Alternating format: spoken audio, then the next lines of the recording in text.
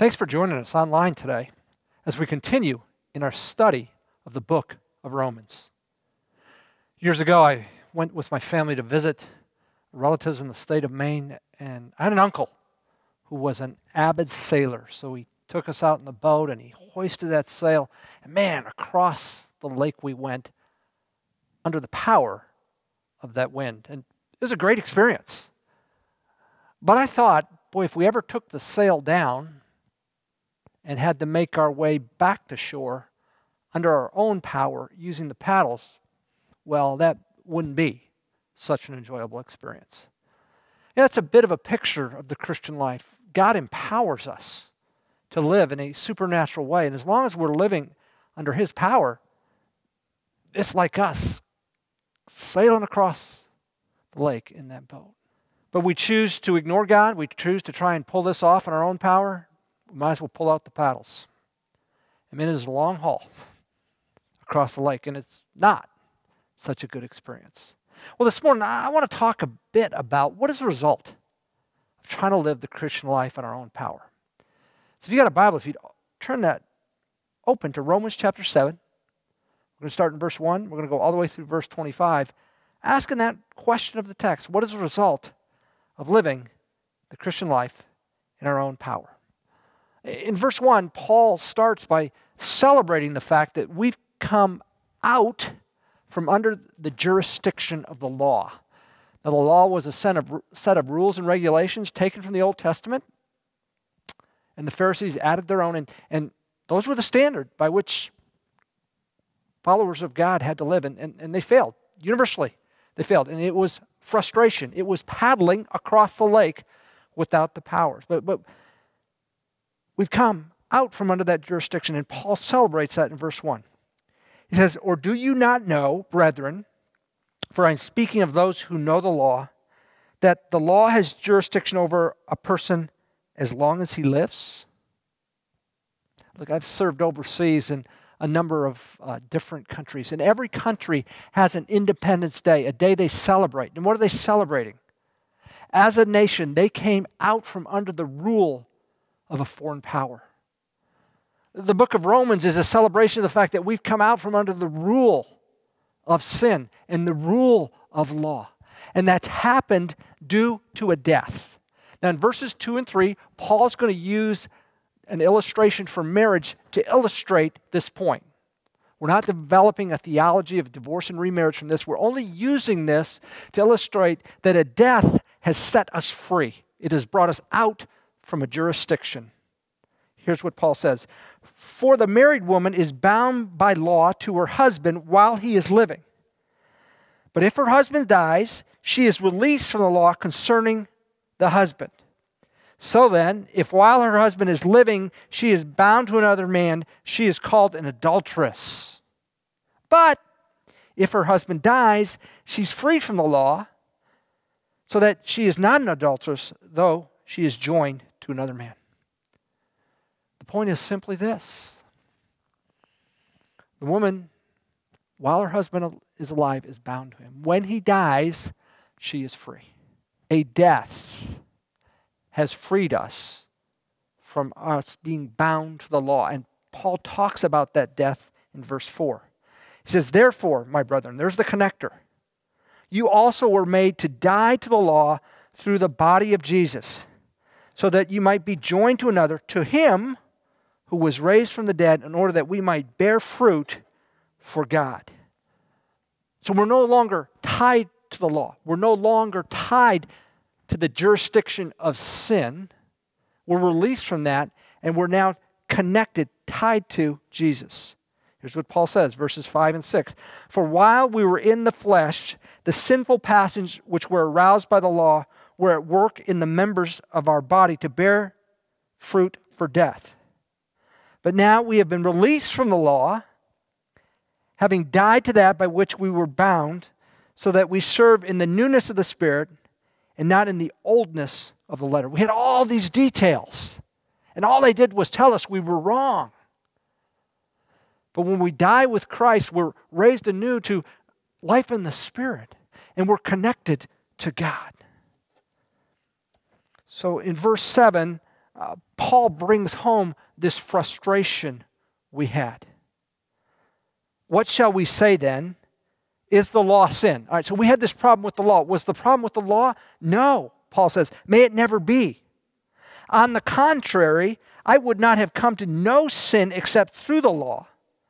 For I would not have known about coveting if the law had not said, you shall not covet. Paul said the law was a good thing. It showed us our sin. It showed us reality. We were living a life that was killing us and we didn't even know it. So Paul says, let me give you an example. Let's just take the commandment, do not covet. Take it from the 10 Commandments. Look, if you and I live our lives wanting this and wanting that and wanting this and wanting that, dissatisfied all the time, what kind of a life is that? So Paul comes along and says, hey, God says do not covet. It's for your own good that you do not covet. But the law in and of itself doesn't free us from that. It only points out our problem. In a sense, it only frustrates us more. Let me give you a couple thoughts. Fall of 1978, I went off to college at Texas A&M. And when I went, I took our parents' old car, a 1971 lime green Comet. Racing stripes down the side, a fake air scoop on the hood. Back quarter panels were rusting out. It was some kind of car.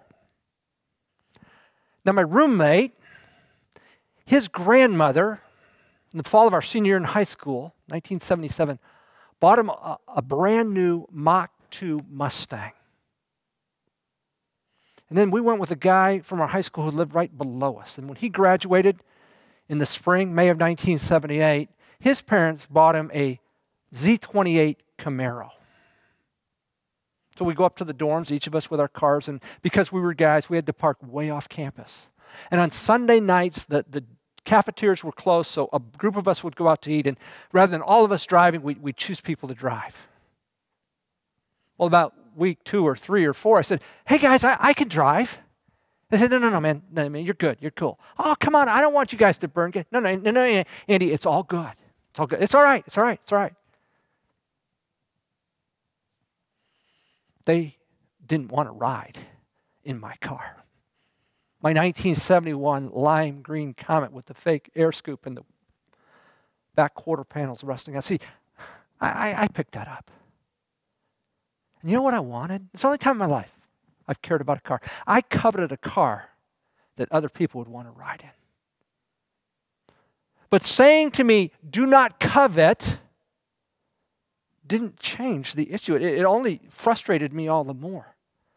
What I needed to understand was my acceptance was in Jesus, not in a car and not people's view of my car, but just giving me the law by itself didn't help me.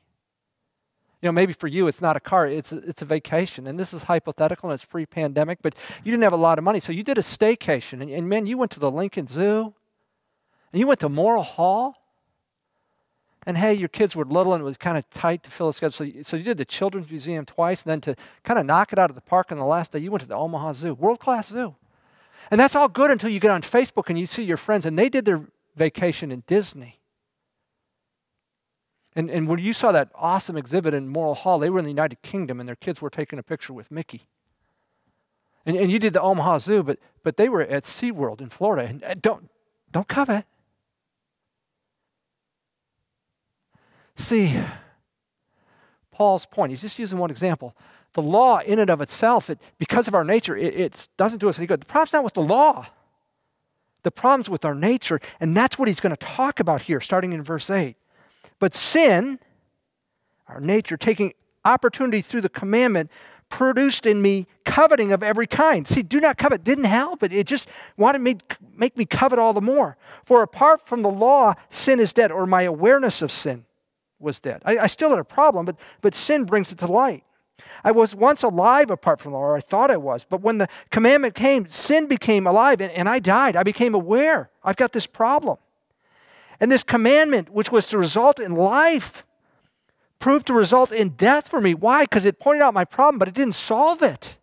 For sin, taking an opportunity through commandment, deceived me, and through it, killed me. So then Paul points out in verse 12, the problem isn't with the law. He says, so then, the law is holy, and the commandment is holy, and righteous and good. So the problem is not with the law, but when we bring the law into our being, it causes sin. Where's the problem? Well, the problem's inside. And that's Paul's point in verse 13. Therefore, did that which is good become a cause of death for me? No, it's not the law. The law is just pointing out I got a problem. Paul says, may it never be. Rather, it was sin, in order that it might be shown to be sin by effecting my death through that which is good, so that through the commandment, sin would become utterly sinful. Problem was with the law. Problem was our nature. Let me give this example to you. A hammer. Is a hammer a good object or a bad object? Well, that depends who has the hammer, doesn't it? You put the hammer in the hands of a skilled, finished carpenter, some beautiful work with a hammer. You put that same hammer in the hands of an enraged person, it can wreck a lot of stuff. I mean, a hammer can be used to kill somebody. The problem isn't with the hammer, it's with the person with the hammer. The problem's not with the law, it's the person dealing with the law, the inner nature of the person. And so Paul says this to set up this conflict we have, and he lays it out in verses 14 to 25. Now, I need to tell you in the front end, scholars are split in verses 14 to 25. Some believe Paul writes as a believer, writes these verses as a believer. Some believe that Paul writes these in his pre-Christian experience. I won't go into detail, but I believe Paul writes these as a believer. I believe he is talking about the conflict he feels as someone who wants to follow Jesus but is frustrated. And so we start in verse 14. Here's what he says. For we know that the law is spiritual, but I am of flesh. I'm living apart. Flesh is everything we do apart from God. Sold into bondage to sin. Some people will say sold into bondage of sin. That's someone who's not a Christian. We're freed from the chains of sin. And I would say Paul writes not theologically here, but experientially. He knows he ought to be free, but he's tied up in sin, and many of us know that experience. Paul is writing there, in my perception, experientially. So Andy, what bondage do you talk about? Well, Paul lays it out for us in verse 15. For what I am doing, I do not understand. So here it is. For I am not practicing what I would like to do. So I got this stuff I agree that I would like to do, and I'm not doing it. But I'm doing the very thing I hate. I got this other stuff I want to avoid, and I'm doing it. Do you see the conflict? I ought to be doing this, and I'm not. I want to be avoiding this, and I'm doing it. And I'm frustrated, and I'm conflicted, and I'm wondering why. So he goes on to talk about that more in verses 16 to 18. But if I do the very thing I do not want to do, I agree with the law, confessing the law is good. So I agree, the law tells me I shouldn't do this. I agree, but I do it. It's not the problem with the law. It's me. I agree the law is good.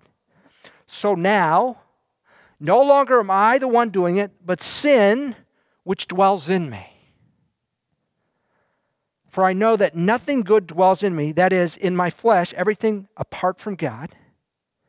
For the willing is present in me. That makes me think Paul's writing as a Christian. I want to do this and I'm not doing it. I want to avoid this and I'm doing it. There's a willing, but the doing of good is not. I can't follow through. I'm convinced I need to live life differently, but it is not happening.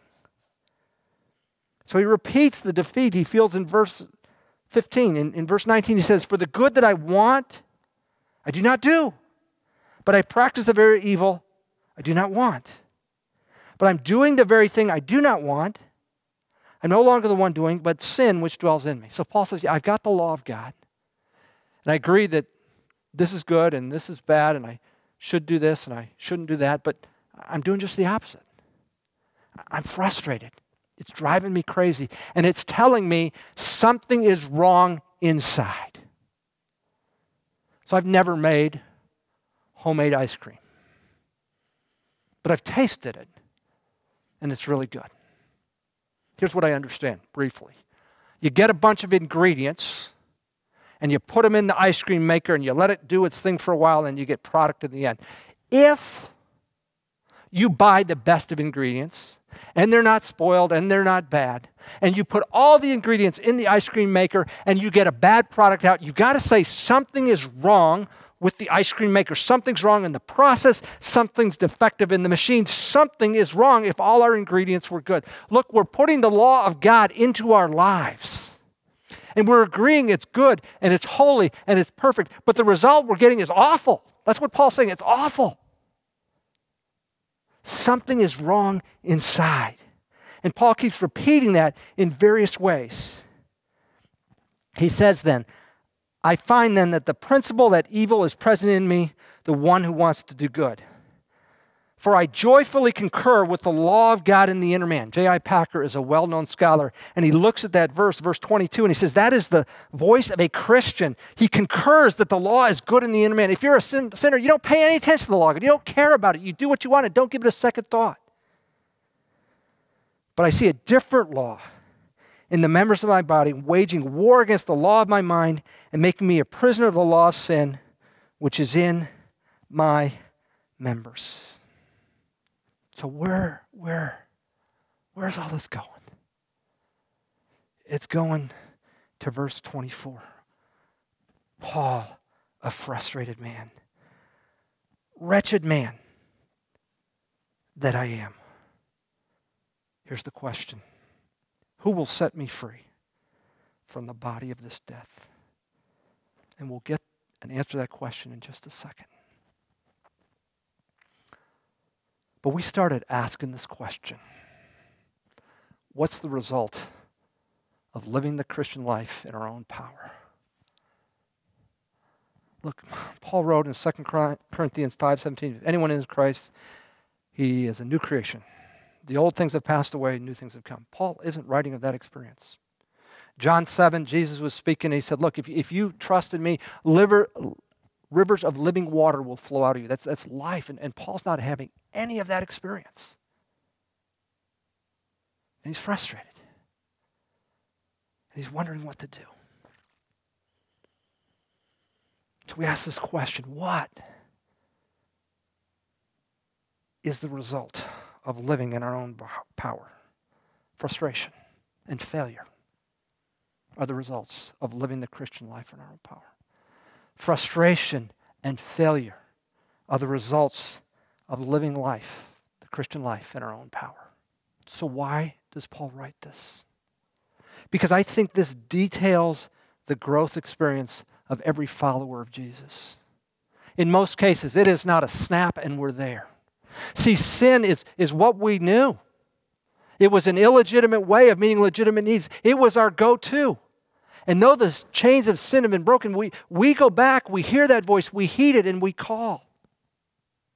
Origen was a church leader in the 2nd and 3rd century.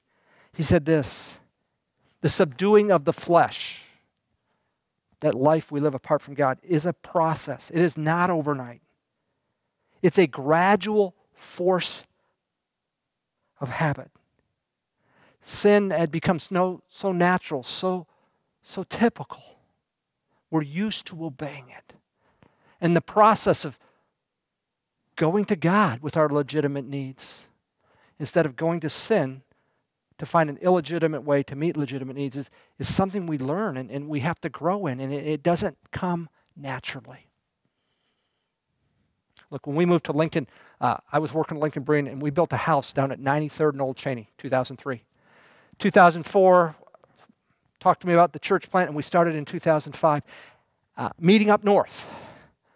And for 11 years, we would come to church up here, either in this building or at North Star High School as a family. We'd go to lunch, and then we'd head south to go back home. So in June of 2016, it was about a month after we'd moved into our new house at Holdridge and 95th. We ate lunch down in the 27th and Holdridge area, and I took our younger son home, and I started driving south on 27th. And I got to Capitol Parkway, and my son said, Dad, what are you doing? Well, I was driving home, but I was driving to a place I didn't live anymore. Oh, that's right. We've moved. But see, for 11 years, I had gone every Sunday after eating lunch someplace up north. I had gone south to 93rd and Old Cheney, and I had to be redirected to go north and east to 95th and Holdridge. See, there's a process. We have gone to sin for so long, and it's what we know. We've been set free from that, but that's not our practice. And Paul said, it's a challenge letting go, and I do the very things I want to avoid, and I don't do the very things I want to do, and there's a growth process. Why is he doing this? He hasn't left us any hope. Is there any hope? Yes, there is. Verse 25. Paul has spent 24 verses talking about the frustration he feels, but in verse 25, he sets us up and brings us home to this. Thanks be to God through Jesus Christ our Lord. So then, on one hand, I myself with my man am serving the law of God, but on the other hand, with my flesh, the law of sin. Who will set me free, he asks. He says, thanks be to God, Jesus will. And I think he writes these words to let us know that the idea that, we get saved by a complete dependence on Jesus, then we take off on our own. That's a wrong thinking. That will set us up for frustration. Paul says, look, you try and do this Christian life on your own, you're going to be a frustrated person. You're going to be living what I talked about in Romans 7, 1-24. You and I, we desperately need Jesus day by day, moment by moment, just as we did at the point of salvation. John Ortberg is a pastor and author that I enjoy, and he shared this illustration one time. He said, I had a friend who was an Olympic decathlete. Ortberg lives out in California, and they were on the beach and out in the Pacific Ocean. Apparently, this Olympic decathlete with his son got caught in an ocean riptide that was taking him out. And he began to fight it. And those things are powerful. Even though this guy was in great condition, it was a fight he was losing. It was tiring him out, and he was being pushed out to sea. And he said he thought at the moment, I guess my wife and my daughters are going to have a double funeral because his son was with him. Well, this decathlete had a cousin who knew what was going on and knew kind of the lay of the land there. And he found a sandbar and got out in front of the decathlete, farther out to sea. And as he was being pulled out, the cousin said, hey, you need to stop fighting it and you need to come to me. You can't go back inshore. You need to come to me. See, the power of this sin, we can't fight it on our own. It will drown us. It will wear us out in our own strength. Jesus is out there and he said, man, you need to come to me. You're in desperate shape. You need to quit fighting. You need to surrender. You need to come to me. I'm the one that can grow you. I'm the one that can take you in your faith journey. I'm the one that can show you those needs can be met in me and not in illegitimate sin ways. I know I've felt the frustration Paul talks about in Romans 7, 1-24, more than I want. I've been walking with Jesus 40 years, 40 plus. I relate to these verses. That desperate feeling should not make us think, man, we got to buck up. We got to be stronger. No. It shows our weakness. It shows us our desperate need for Jesus.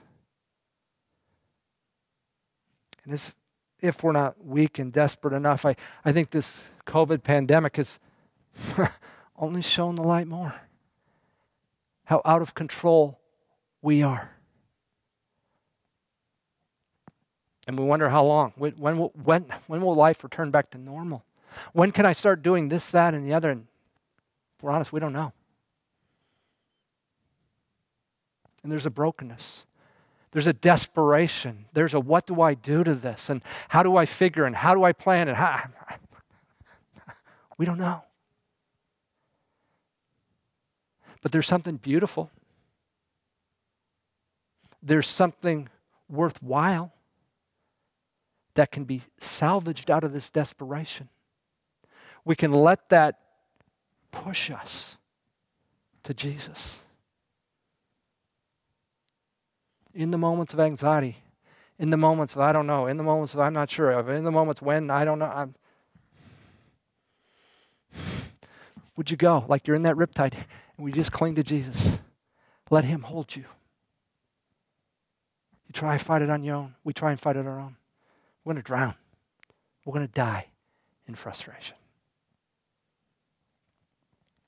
For years, I worked for Lincoln Public Schools as a nutrition services substitute. And as a result, I had an account with Lincoln Public Schools. And once a year, I'd have to change my password. And in order to do that, you have to get on a network computer. You can't do it on your own computer. So I'd go into the office where I was, and I'd try and change my password. And usually it worked okay. But once in a while, I messed it up. And so call the help desk at the LPS district office, and you get on the phone and do this and do that. And I don't know what I did wrong. I don't know if I typed in my password wrong or I didn't remember it or whatever. But it's a mess. I'm stuck. And at that point, the other person on the line said, "Can I take control of your computer?" Sure. Yes, please do. Okay, then you need to type in this and that will give me control. And so I typed in this and that, and away they went and did their thing. They now type in your password here, hit this, and away they type this, that, you're good to go. I had to surrender complete control if I was ever going to get a new password. I think that's what Paul's talking about here. Complete surrender all the time, day by day, moment by moment. It's going to be frustration and defeat if we live any other way. We're desperately dependent on Jesus. And in the frustration of our failing with sin, he's not giving up on us, but he's saying, you're going to drown. You need to come to me. As Paul talks about in verse 25. Would we learn from Paul? Would we learn from his frustration? Would we learn from his mistake? Would we learn to let our failures drive us to Jesus? Well, let me pray. Father in heaven, we realize if Paul can't pull it off in his own strength, who are we kidding? Who are we kidding? Frustration and failure are the end of us trying to pull it off in our own strength.